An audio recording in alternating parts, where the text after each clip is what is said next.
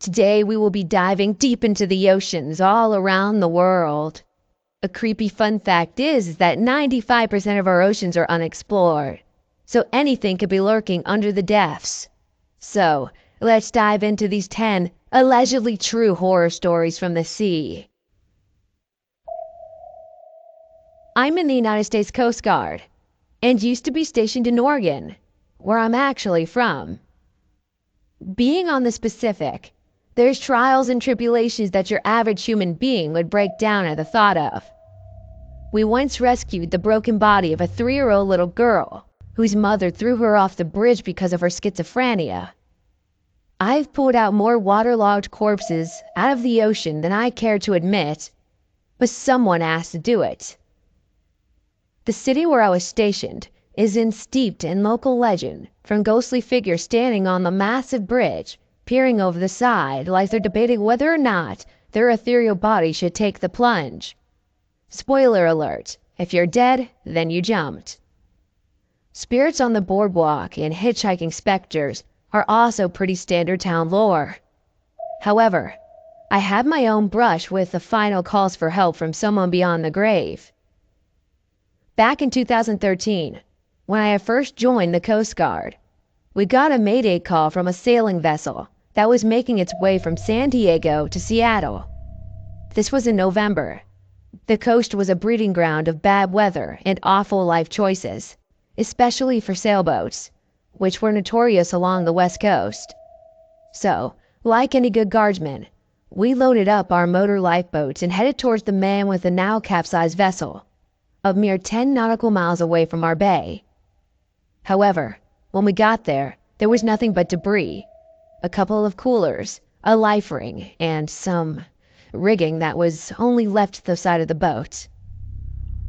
Because of the incoming hurricane force, we had to turn around and head for home, vowing that we'd send helicopters and boats out as soon as the storm passed. However, we knew that his chances of survival were zipped to nil, since the waters were no more than about 48 degrees Fahrenheit. With heavy hearts, we turned around and headed back for the land. There's always that what-if question in your head that makes you wonder, but at the end of the day, you don't know you can't go back in time. So, later that same evening, I'm sitting in our communications center, monitoring the Marine Band radios, talking with my boss and best friend. Suddenly, a voice comes over the radio, and to this day, typing it out or even thinking about it gives me chills. Help! Mayday! I don't know where I am! The voice was so quiet, and it sounded like it was coming from the bottom of a well. It didn't help that the storm was probably interfering with the radio. I picked back up, asking the vessel what its position and nature of distress was. There was never any response. My boss came into the room and replayed the message. Now, on our electronic chart, we can pull up the caller's position, and that's what he did. I watched his eyes grow wide with horror as he pointed at the chart. There was the sailboat's last known position before he had went down to the rest of the bottom of the ocean floor. I can say with certainty that this was the man's final cry for mercy before the Great Pacific swallowed him whole for the last time. We searched for this man for 72 hours with lifeboats, helicopters, and local police and fire departments, and never found any sign of this man. I have been in the service for 5 years, and this is still the scariest thing I've ever had to deal with in my life.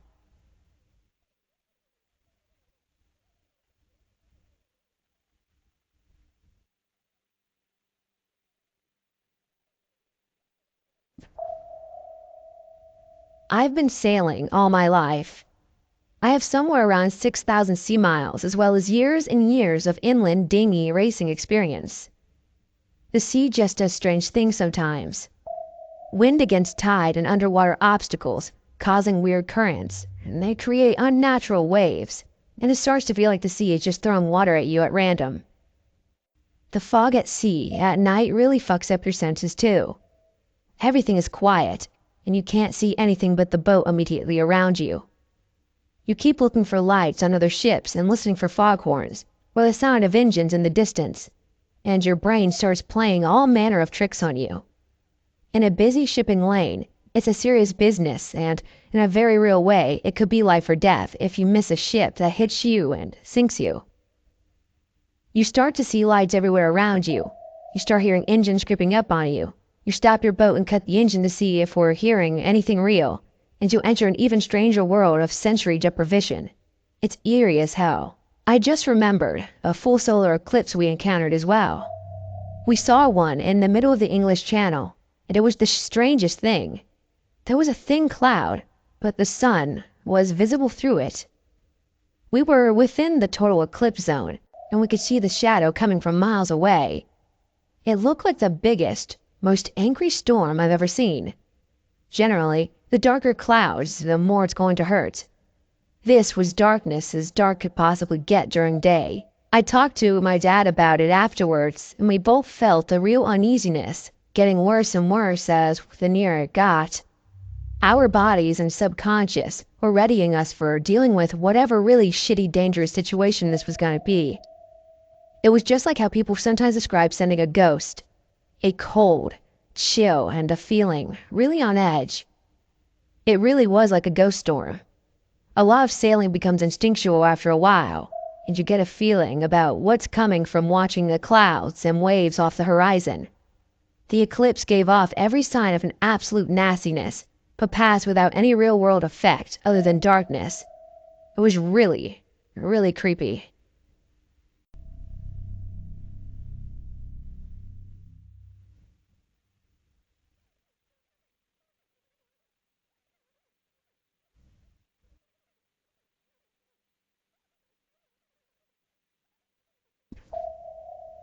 I was on a deployment on an LHA, standing port after watching the late night. We were out patrolling near Somalia, and of course, everything was pitch black.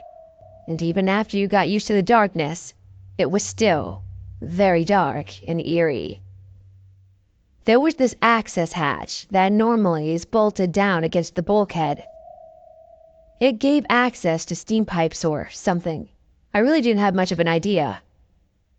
That night, I was sitting on the capstan, drinking a Rip-It.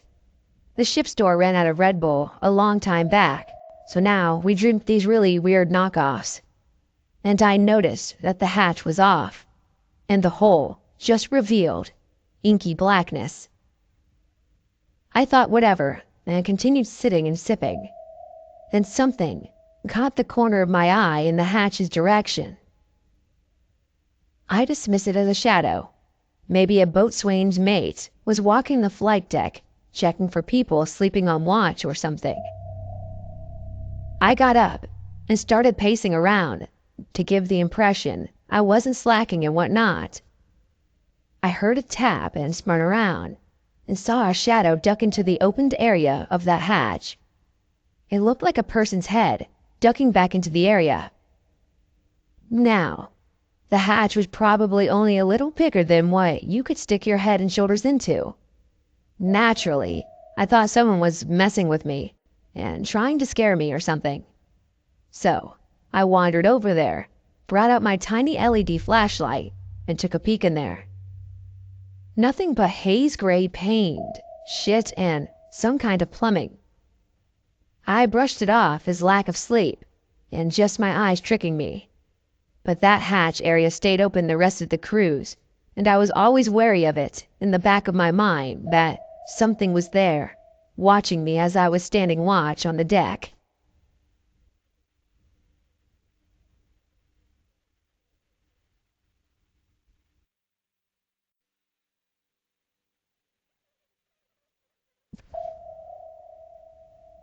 I worked for a nonprofit that relied on big donations from very wealthy donors. This meant cultivating relationships with some very, very wealthy people. One of the donors I was tasked with shepherding, let's call him D, invited me out for a weekend, yachting off of or around near Catalina. I was excited. My partner gets seasick, so we never did boat trips, even though we lived near the coast. Our first night out was beautiful, and we're all lounging on the deck of this gorgeous yacht, talking about eerie ocean stuff. D mentions that he has this thin, inflatable rollout panel that he tethers to the boat and lets float out in the water with about 100 inches or so of rope that people can use to sort of swim and as a platform. We get the idea that we should unfurl this thing and get into the darkness and experience the freakiness of it at night. I was equal parts frightened and curious, as was everyone else. So, a group of 4 of us did it while 2 people stayed in the boat. We get the thing out, slide it into the water, and check the rope, and push off. It's pretty instantly terrifying, and you can see the dim lights on the boat. But after about 40 feet, it seems really, really far away. But it was undeniably awesome. We were chatting quietly to ourselves, but mostly we were being quiet and just talking in the weird mix of fear and awe of being so close in the water in the middle of the night. We get to the point where the tether gets taut, and you can immediately feel the current tugging us away from the big boat, which again, freaky, but we're confidently tied to the big boat. It's hard to see much of anything, other than a few lights of Catalina. We're on the ocean side, not the bay side, even though we're not far from shore. I lie back flat on a platform, and everyone else does the same. The water wasn't rough, but it was moving, so you get rocked in random directions, splashes of water that lip over the edge, and everyone got wet. It was nice. When all of a sudden, the feeling of waves, kind of random and choppy, transitions to a very smooth swell, which makes us all gasp. We're rising, quickly, but smoothly. Everyone jolts upright. There's virtually no light from the moon, but it's enough for us to notice this gigantic fucking thing just under the surface from the water from us.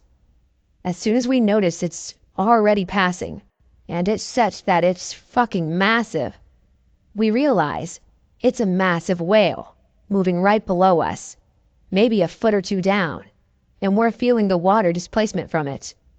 No one makes a freaking peep. I immediately grab the tether and start pulling us in, and others start to help.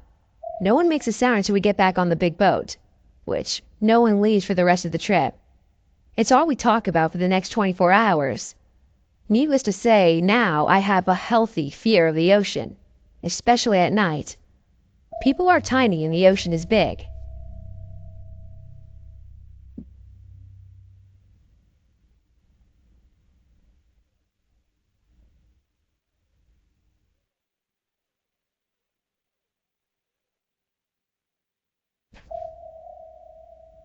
In June of 1947, multiple ships traversing the trade routes in Malacca, which is located between Sumatra and Malaysia, claimed to have picked up a series of SOS distress signals. The unknown ship's message was as simple as it was disturbing. All officers, including captain, are dead, lying in chart room and bridge, possibly whole crew dead.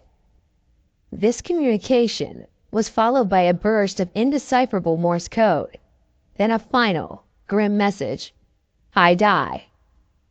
This cryptic proclamation was followed by a tomb-like silence. The crews that received the message were able to triangulate the source of these broadcasts and deduce they were likely emanating from a Dutch freighter known as the SS Orang Medan. A merchant ship known as the Silver Star was the closest to the presumed location of the Orang Medan, 400 nautical miles southeast of the Marshall Islands. Within hours, the Silver Star caught sight of the Orang Medan, rising and falling in the choppy waters of the Malacca Straits. As the merchant craft neared the ill-omened vessel, the crew noticed that there was no sign of life on deck. The men on the Silver Star began to call out in motion to the Orang Medan. There was no response. The captain of the Silver Star assembled a boarding party. The brave men boarded the ship and made a grisly discovery. The deck of the vessel were littered with corpses of a Dutch crew, their eyes wide, their arms grasping at unseen assailants, their faces twisted into revolting visages of agony and horror. Even the ship's dog was dead, its once intimidating snarl frozen into a ghastly grimace. The boarding party found the captain's remains on the bridge, while his officers' cadavers were strewn about the wheelhouse and chart room. The communications officer was still at his post, as dead as the rest, his fingertips resting on the telegraph. All of the corpses, according to reports, bore the same terrified, wide-eyed expression as the crews on deck. The temperature outside was 110 Fahrenheit, but the search party reported feeling a cold chill in the air. The captain of the Silver Star decided that they would tether themselves to the Orang Medan and tow it back to port. But as soon as the crew attached the tow line, the Dutch ship noticed ominous billows of smoke pouring up from the number 4 hold. The boarding party scarcely had a chance to cut the tow line and made it back to the Silver Star before the Orang Medan exploded with such tremendous force that it lifted itself out of the water and swiftly sank. The crew watched the Dutch vessel disappear beneath the briny depths. So what exactly happened? Theories have ranged from pirates to the paranormal. The most widely believed claim is that the seawater could have entered the ship's hold, reacting to the perilous cargo to release poisonous gases, which then caused the crew to suffocate. At this point, the onrushing saltwater might have reacted to the nitroglycerin, creating an explosive effect that was said to cause the ship's ultimate demise.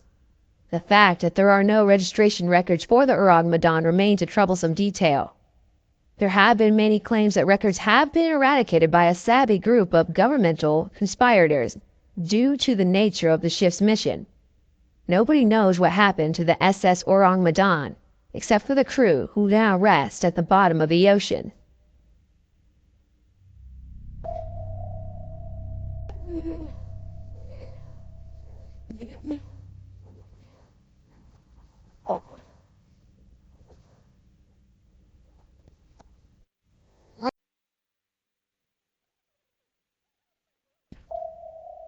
The context is important to this story. We were on a 41-foot sailboat in the middle of the Chesapeake Bay, with about 7 other men doing a shakedown and test cruise. We planned to be out for about 12 hours. It was the mid-1980s and not as reliable weather prediction resources were out there. We get caught in a tropical storm, winds gusting into the 50-mile-per-hour range. Just the sort of a hurricane. We had just barely rigged storm hawsers and storm sails because one fellow on board, who was the best sailor, sensed that the storm was almost on us. Otherwise, we would have died. During the storm itself, I expected to die at any time. In fact, we made a call out on the radio. For what seemed like 15 minutes, we were in a maelstrom. No visibility, but when it passed, we would live. This was about 3 p.m., and although there were clouds over us, the ambient light was such that you could see 2 miles or so in any direction.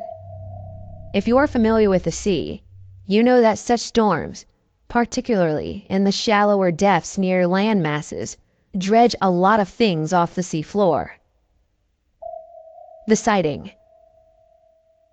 We were all on deck, working lines, checking damage, etc., and the bay around us is choppy and churning and foaming. Old-timey sailors often use the saying, "The sea is confused." I look about 15 feet off the starboard side, and something swims to the surface, breaks the surface, looks at us, then submerges again. It was like a thin man with a humanoid shape. Arms articulated like a man, a human head, but his skin was covered in scales like a snake. It looked at us, blinked its weird, heavy-lidded eyes, then dove back under. So, maybe you need to know a few things about me at the moment. I don't do drugs, I don't drink alcohol, and I have no injuries. I was elated because I was glad to be alive, but my senses in that situation were sharpened, not dulled. I had, at the time, about 6 years' experience on ships and fishing boats, and had seen squid, octopi, flying fish, sharks, skates, etc., all around the world. I was not the type of guy to see a patch of seaweed and call it a sea monster. I made a hesitant decision that I was not going to say anything. What could I say? I just saw a strange creature, take my word for it. The men on this boat were all mechanics and engineers and professionals. Why get a reputation as the flake? At the time, it was important for each of us to get the D skipper for OOD qualifications, and saying something like that would be frowned upon. And as I stood there, in my life vest soaking wet, hooked on to the steel life frame, glad to be alive, one of the other sailors, an USN captain, with over 30 years of experience in the surface navy, piped up and said, "I just saw a brown thing pop up on the surface. It looked like a lizard man with a scaly face. It blinked at us with these big eyes and then went back under." "Yeah, I saw it too," I said. No one else said that they'd seen it. Then we sailed back to the pier later that day, and we didn't speak of it again.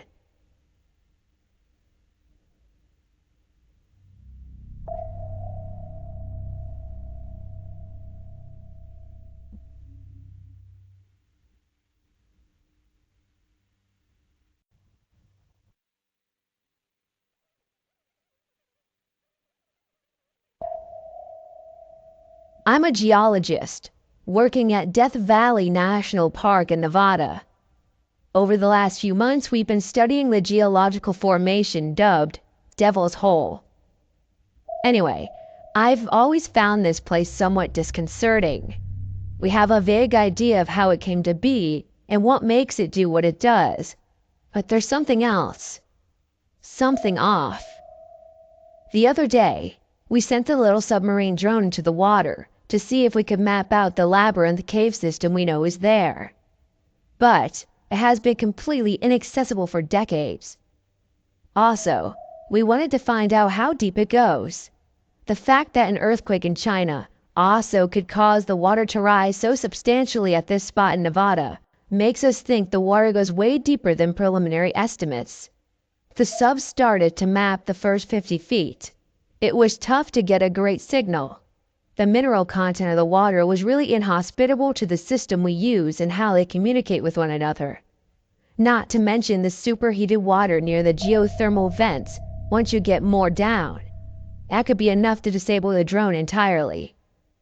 At around 75 feet, the signal got really touchy. We'd have a few minutes of decent communication, but then it would cut out completely and leave us wondering if the sub had crashed or had been damaged beyond recovery. During the windows when we would have time to move the drone, we explored from cave to cave and went deeper and deeper. The water was well above boiling as the pressure increased, so did the temperature. The sub was rated up for 400 degrees for a short period of time, and the pockets of water were getting close to that maximum. We got to a relatively cool spot around 225 Fahrenheit, and we were told to stand by. Greg, the guy who was operating the optical equipment on the drone, kept insisting that he was seeing flashes of light way below our position. I kept insisting that the equipment was malfunctioning and causing the flashes, but Greg wouldn't shut up about another sensor registering bursts of heat at the same time of the flashes. We argued for a little while and the drone stayed in place. The water level of the hole started to rise. This wasn't unexpected. A surprisingly little amount of seismic activity anywhere in the world was enough to move the water over here. We kept bickering and didn't notice more flashes on the screen until much later, when we analyzed the video. What finally knocked us out of our retrospective tantrums, though, was the way the water started to change color. It went from its normal shade of dull red, and Greg glanced at the screen and noticed the depth of the water in the cave chamber, originally at 36 feet, had changed to 353,000 feet. We knew there had to be an error. More flashes showed up on the screen as the water frothed and burbled on the surface. Then the feed went dead and stayed dead. Greg and I analyzed the video overnight. Everything we seen was there and was just as confusing. But then Greg saw a tiny spike in the audio track, right when the depth of the cave appeared to drop straight down. He ran it through a few filters to amplify the signal and clean it up. Then he played it back. We listened to it about 20 times in a row, despite hearing it perfectly the first time. Corresponding with the massive increase in depth and last word of the message, there was one more flash in the final video frame before the drone was lost. After Greg cleaned it up, we saw that it was a single, glowing red light.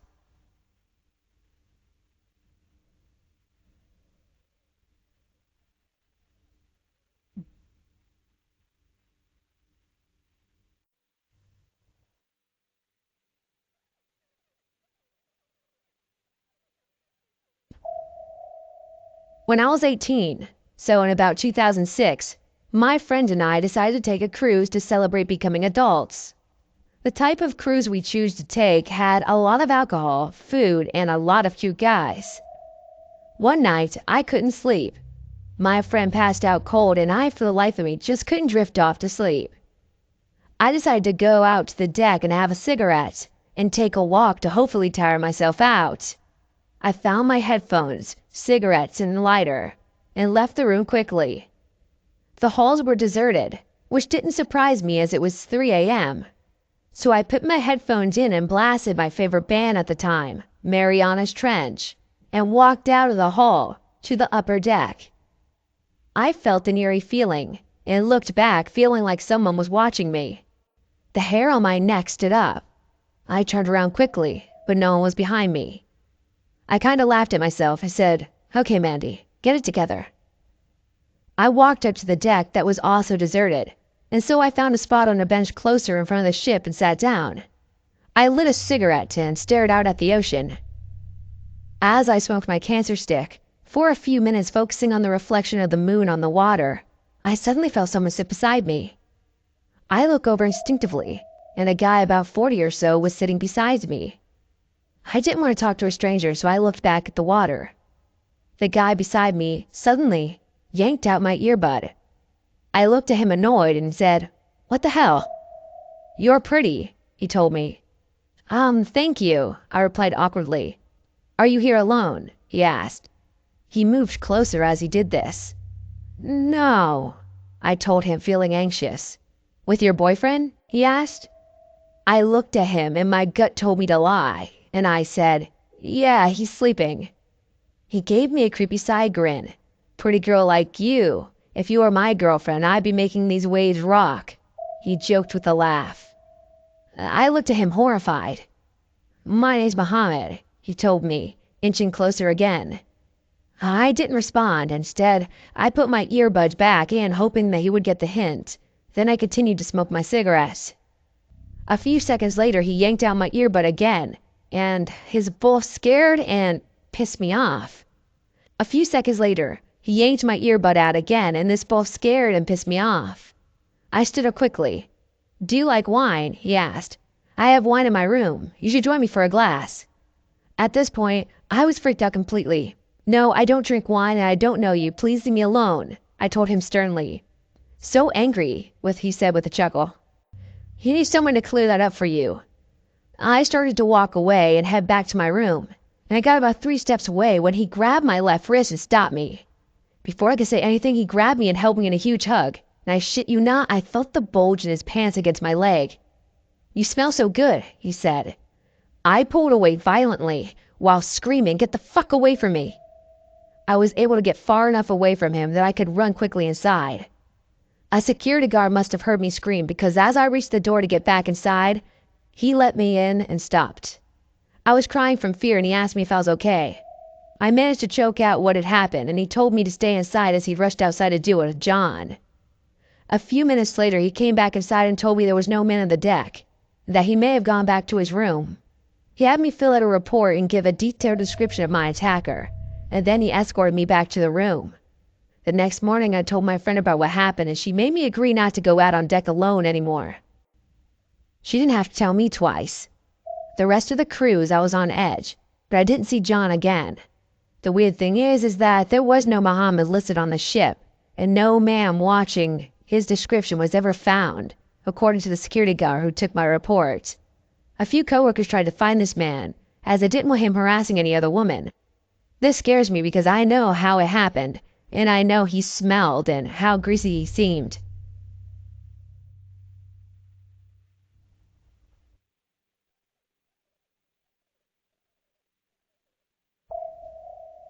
So when I was 14, I went on a cruise with my family. I'm a fairly attractive girl, the type who went through puberty early, so at this point I had pretty big breasts. The wing that my mom and I stayed in had some housekeeper for the whole time. I guess he was assigned to that wing or something. So when I'd see him, he was super friendly, but just had this kind of off feeling about him. One day, I went down to our room by myself to change and just maybe relax a little. I saw him in the hallway. Nobody else was there at the time, and I waved and said hi, as did he. We started chatting a bit as I walked to my room, and it all seemed just polite and normal until he started chatting and commenting about my clothing and how it made me look. He then asked if someone was waiting for me back on the main deck, and me being a stupid 14-year-old said no. Nobody was waiting for me. Obviously, as soon as that came out of my mouth, I was like, oh my God, why did I say that? Like I mentioned earlier, my breasts are pretty noticeable at this point. So when I said I didn't have anyone waiting for me, his eyes went straight to my chest, very blatantly. Then looked back up at me. At this point, I was really freaking out, and said, hey, I want to show you something. He then proceeded to grab my hand and start pulling me towards down the hall. I quickly blurted out that I actually thought that my dad was waiting for me upstairs. I yanked my hand away and flat out sprinted to the other direction. I didn't tell my parents until years later because it just shook me up, but luckily, I didn't see the man for the rest of the cruise.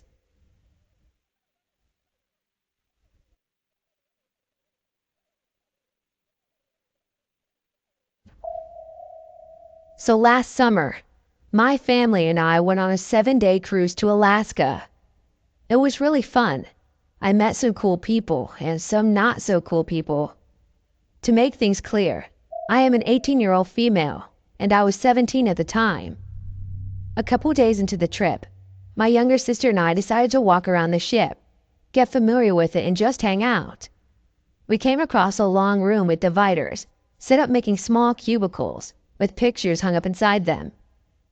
They were family photos taken the day before, and we decided to look for ours. We found them and were talking about them when an Indian man in his late 40s walks up to us saying how beautifully we look in the pictures. We were polite and flattered and said thank you and expected him to walk away. He didn't. He continued to compliment us, and we just said thanks. He finally left and we thought nothing of it really. But then he came back with pictures of him and his wife. He began to show us the pictures, commenting on how great they looked together and asking us, don't we look good? And we agreed, but we were starting to get annoyed. He then asked, is this your first cruise? We replied yes, and he quickly asked, what deck are you staying on? We stupidly minus he said we were on deck 15. Then we quickly added, but we don't really know because we are still getting used to the ship. It's all very confusing, you know? Adding a bit of a mild laugh and forcing a smile. What really annoyed me was the way he was looking at us. Every time we looked away, he glanced down at one of our chests, depending on how he looked, depending on who looked away. I did not like the way he looked at my sister, since she was only 13 at the time. He then asked, what is your stateroom number? That's when I lost it and said, we have to go. I grabbed my sister's hand and walked away quickly, but he started to follow. I got very scared but gave up and he stopped following us. We ran out there so fast and found our parents and told them everything. We saw him a few other times, but he never engaged. We still avoided him a lot, though. It was freaking creepy. Basically, we could have been raped that day or worse.